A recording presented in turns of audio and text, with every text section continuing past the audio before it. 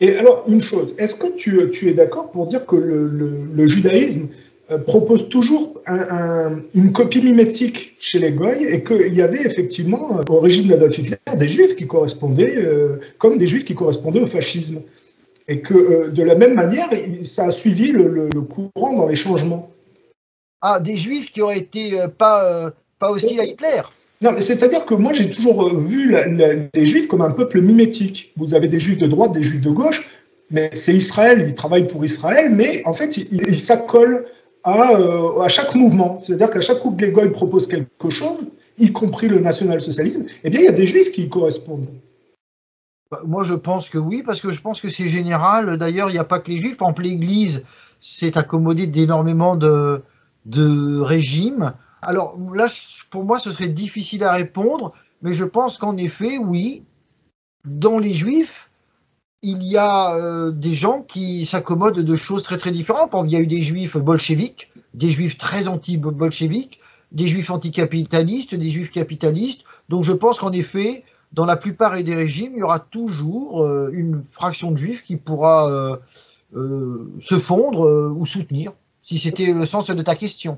Je dis ça pour qu'on comprenne bien ton rapport au monde juif pour les gens qui te traiteraient d'anti-juif, parce que j'utilise pas le terme antisémite qui veut rien dire, qui est bateau, mais quand les gens parlent d'antisémitisme, en fait, il faut être honnête, ils parlent d'anti-judaïsme. Voilà, tout à fait. Le simplifier comme ça. Mais par exemple, moi j'ai l'impression que la voyoucratie de gauche a accouché de gens comme mimétiques, comme Bernard-Henri Lévy ou comme Attali, mais qui n'en ont rien à foutre de la France ni de la gauche, mais qui la trollent au profit d'Israël, en manipulant l'idiotie un peu des goïms. On va raisonner de leur point de vue. Quand Bernard-Henri Lévy pousse les Français à des guerres, il n'en a rien à foutre lui-même. C'est que c'est bon pour Israël. Il l'a dit lui-même. Là, moi, je dirais rien. D'accord. Je dis ça, j'ai pas fini ma démonstration. Ah, pardon. C'est que à droite, vous avez des juifs qui correspondent par mimétisme à la droite et à la gauche. Bon, vous avez pour la gauche des types comme Attali, des types comme Bernard Lévy, puis après vous avez des types comme Finkielkraut, qui sont quand même le pendant mimétique de la voyoucratie et de la médiocrité française pour moi. Il n'y a pas de problème. Mais Bernard-Henri Lévy, il a une sœur.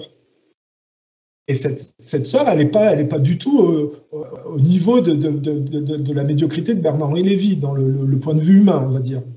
Cohn-Bendit, qui a fait l'apologie de la pédocriminalité à l'époque de mai 68, il a un frère, qui est quand même d'un autre niveau. Jean-Gabriel.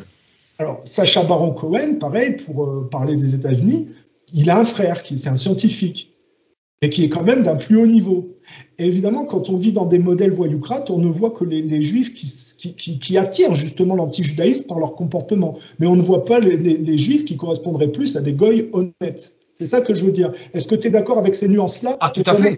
Ce n'est pas une question d'anti-judaïsme, c'est de rapport au monde et de rapport à l'humain, dans le rapport de l'humain. Ah, exactement. Moi, j'ai toujours dit, le peuple juif, si tant est, on peut parler d'un peuple juif, mais moi j'en parle, est composé de gens très divers, très très divers, allant, comme dans tous les peuples, du pire voyou à la personne tout à fait honnête et respectable. Ça peut choquer ce que je dis. Mais par exemple, il y avait dans les années, à partir des années 1900, ce qu'on appelait l'Alliance contre la dépopulation française. Donc c'était une alliance pour réactiver, parce que la France se dépeuplait, ou avait une population stable. Eh bien, un des principaux donateurs de cette alliance, qui était vraiment pour raviver la France, c'était le baron de Rothschild. Alors, on peut dire ce qu'on veut, mais enfin, et ça n'a jamais été su, ça n'a été su qu'à sa mort. À sa mort, moi j'ai lu le discours qui a dit, voilà, il est mort, mais c'était un donateur depuis très longtemps. Bon, il y a dans le peuple juif, à mon avis, des gens tout à fait honorables et qui ne suivent pas du tout, qui ne s'orientent pas du tout vers ce que tu appelles la voyoucratie. Et regardez même en Israël, il y a des Israéliens qui sont ardents défenseurs des droits des Palestiniens. On peut le dire. C'est pas la majorité. C'est pas la majorité. C'est pas la majorité. Mais il y en a. C'est ça c'est pour ça que moi, personnellement, je me considère comme judéo-indifférent. C'est-à-dire que je m'en moque. Je ne jette pas l'opprobre sur tous les juifs. J'en ai eu suffisamment face à moi Hein. Je sais de quoi ils sont capables dans leurs associations, dans certaines de leurs associations. Donc, ce n'est pas du tout une concession que je fais, mais je sais toujours faire la nuance et rester dans la voie du milieu et ne pas partir dans des jugements qui sont faux parce qu'ils sont trop généraux. Parce que, bon, après, je sais que le sujet juif, c'est pas le sujet de la vidéo, c'est pas le sujet juif, mais on peut en parler un peu. C'est vrai qu'il y a deux types de judaïsme. Il y a un judaïsme voyoucrate qui dit qu'il faut faire le plus de mal possible pour accélérer leur plan d'acquisition de territoire sur le conflit là, en Asie mineure qu'on voit en ce moment.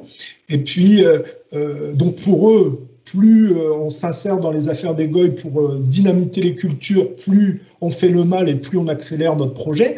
Et puis il y a des juifs, je crois, plus dans le côté orthodoxe juif, qui disent on est la partie des juifs qui ne nous insérons pas dans la vie des goïs et en fait arrivera ce qui arrivera. C'est-à-dire que si les goïs par décadence font que le matérialisme juif renaît à un endroit type d'Israël, eh bien ça sera comme ça. Si par contre ils se reprennent spirituellement, eh bien le judaïsme sera dispersé. Il y a deux types de judaïsme qui ne sont pas tout à fait sur le même point. Et en général, ce qu'on voit, c'est la voyoucratie de l'obscénité de ceux qui s'engagent justement dans la démolition contrôlée des autres cultures de manière zélée, quoi. Des types comme Bernard Lévy, la famille des Rothschild est très connue pour s'investir dans ces démolitions contrôlées et de les accélérer. Voilà. Bon, une nuance comme ça. Mais de toute façon, on dit bien hein, qu'un coup de fusil fait plus de bruit que 10 000 sifflets de locomotive. Oui. J'aime bien ce proverbe. C'est qu'on a toujours tendance à voir notre ennemi et à le grossir. On dit toujours, on décrit le loup toujours plus gros qu'il n'est, et on ne voit pas tous les autres qui sont tout à fait banals, qui ont des travaux banals, qui ne s'immiscent dans rien, qui veulent juste mener leur vie.